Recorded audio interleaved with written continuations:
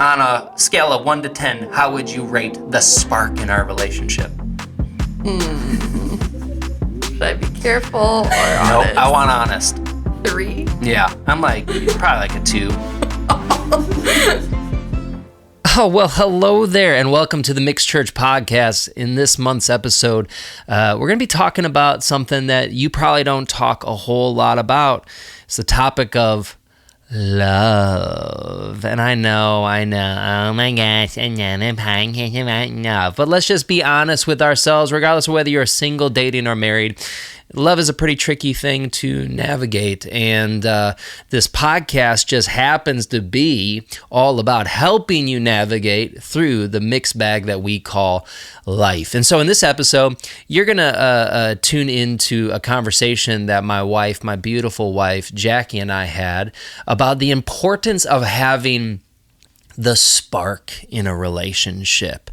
We're going to be drawing on the deep well of Jay Shetty, who is a podcaster, an author, and a life coach. And it was actually Eunice who sent me his podcast about a month ago, and it was some of the best content I have heard. It's content that I wish I would have heard when I was dating, and it's honestly content that I need to be reminded of as a married person. And so I hope that you are challenged by it. I hope that it helps you navigate the relationship you're in right now, dating or married, or maybe as a single person, it'll help you prepare for the relationship that is on the mend. Thanks for tuning in. Most romantic relationship problems aren't romantic problems. Right. They're just friends problems. Yeah. You're just not a good friend. Yeah. You know, do you really like being with the other person, or do you like the rush of sexual chemistry and uncertainty that you may end up making out at the end of the night? Right. Like if you're hanging out with someone and you're constantly the way your time together always ends in sexual intimacy, whether it's sleeping together, making out, I would go, dude, hard pause. Yeah. Because what you're saying is that your time together is constantly building towards something, towards this right. moment. And I mean, and if you take that off the table, like you're saying, boundaries, and you take that, hey, we're not going to do that, it makes you go, what do we have here? And again, let's talk about ourselves for a second here. You and I, for the first few months of our relationship, had that. Yeah. Wildly attracted to each other. Mm-hmm. Wanting to make out.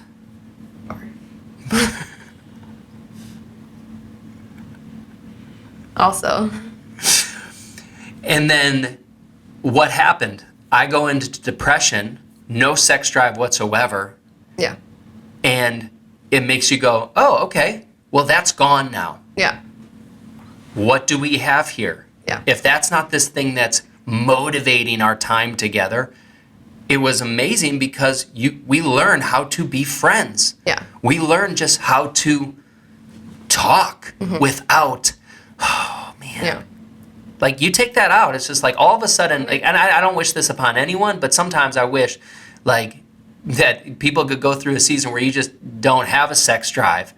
Well, and I think it's important to recognize when you get into a long-term relationship and eventually a marriage, like, all of that, like, sexual chemistry and those, like, butterflies and feelings are going to change. Change, big time. So, like, that's not something you can rely on anyways.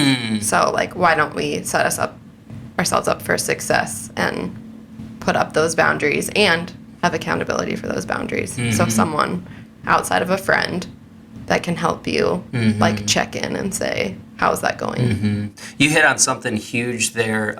Eunice shared a podcast with me, Jay Shetty, where he was talking about the spark in relationships and why that fades.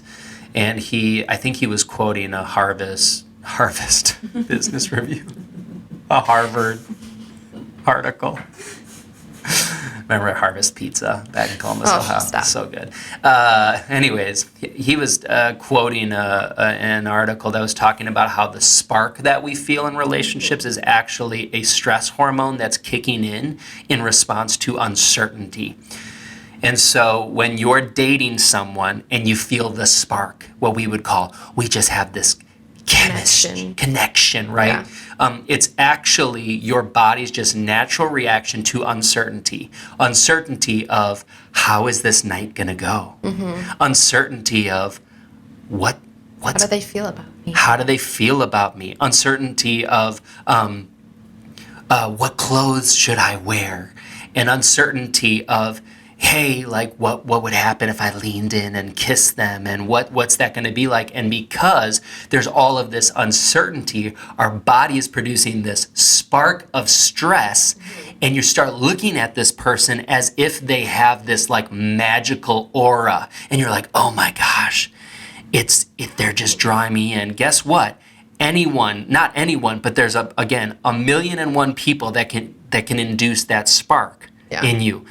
It's the spark of novelty. It's the spark of not knowing. And then what happens in relationships, as Jay Shetty was talking about, as you grow in intimacy, as you get to know that person better and better, you end up losing the spark. Why? Because as intimacy is growing, uncertainty is lessening. Your spark is gone. And then people, we've gone through this, it's just like, I don't feel the same way that I feel about them like when we were on our first date. Yeah. All of a sudden, like, like diving into like sexual intimacy, all like, what happened to the days where Okay. All right. no, but like, let's just, no, we need to get PG-13 on this because this is the BS that people believe in their lives, and it's the reason why it wreaks havoc in their relationships. Why? You can't take me seriously. Bad belief systems. BS. Belief systems. Because you're going, I just want to rip their clothes off. What happened to that? You started feeling safe with them. Yeah. The uncertainty, it's gone. Yeah. You know that you guys can sleep with each other. You know what's there. Well, on the reverse too, let's be clear. If the thought of someone seeing like your boyfriend or girlfriend naked just because you're trying to like set boundaries makes you want to barf, that's also a red flag. Yeah, if you don't have that, it's like, yeah, there should be something there. Yeah. But you know what's very interesting is that really has little to do with a healthy marriage. It's Yeah. a part of it. Yeah. It's a big part of it is sexual intimacy and devoting yourself to that time. But as you get more intimate, it actually feels more and more like a commitment. Yeah. Where, hey, we doing this. I just was watching a great interview the other day, and I was like, we are bringing that into our relationship, the 48-hour rule. Oh boy. You can deny me. Sorry, Eunice. Oh, God. You can deny me. That's fine. But then you got 48 hours to initiate. And that's just like, everyone's just like, oh, that will not be my marriage. I won't settle for that. Yep. 2 years in, 3 years in, 5 years in, 20 years in, you're going to have to start getting more deliberate, more committed to something because it matters that much. But again, back to what Jay Shetty was talking about, you're losing the spark, but you're becoming more safe. Yeah. That's the benefit. My goodness. And that's the thing. Let's just be real. Jackie, let me ask you. On a scale of 1 to 10, how would you rate the spark in our relationship? Should I be careful or No, honest? I want honest. 3? Yeah, I'm like, probably like a 2. 2 or 3. Yeah. I'll say 3, so we're on the same page. Compared to what was the spark when we were walking on Alum Creek the first time together, talking about 9. Oh my gosh. Do I try to hold her hand? I don't know. Oh, God. Yeah, but that's it. That's that rush of feeling. And it's like, oh, I want... Now you walk in from work and I'm like, Yeah. Rate our safety. How safe do you feel with me? 10. Yeah. That's sweet. How safe do I feel with you? A 10. You know me. Yeah. You know what I'm going through. I can come back home and I can be me. No pretend anymore. I don't have the rush of, oh God, are we going to sleep together? I know, we're probably not.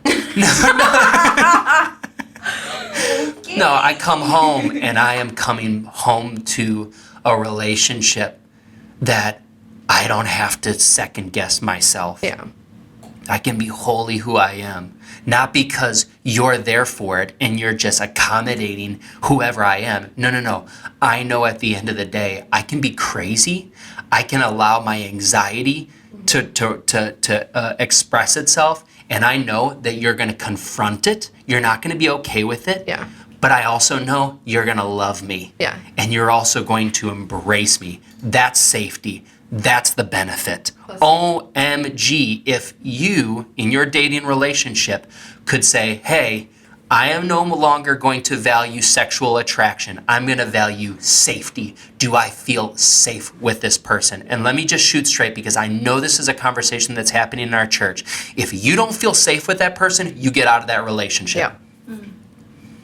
And I'm not saying you can't get back together, but until you feel safe with them once again, no. You ain't dating anymore. Yeah. You're entertaining the idea of dating. Yeah.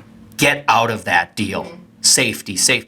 Wow, things got intimate there for a second. Thanks so much for tuning into the Mixed Bag. If this episode was helpful to you, like it, share it, do all of those things that people do on Instagram, on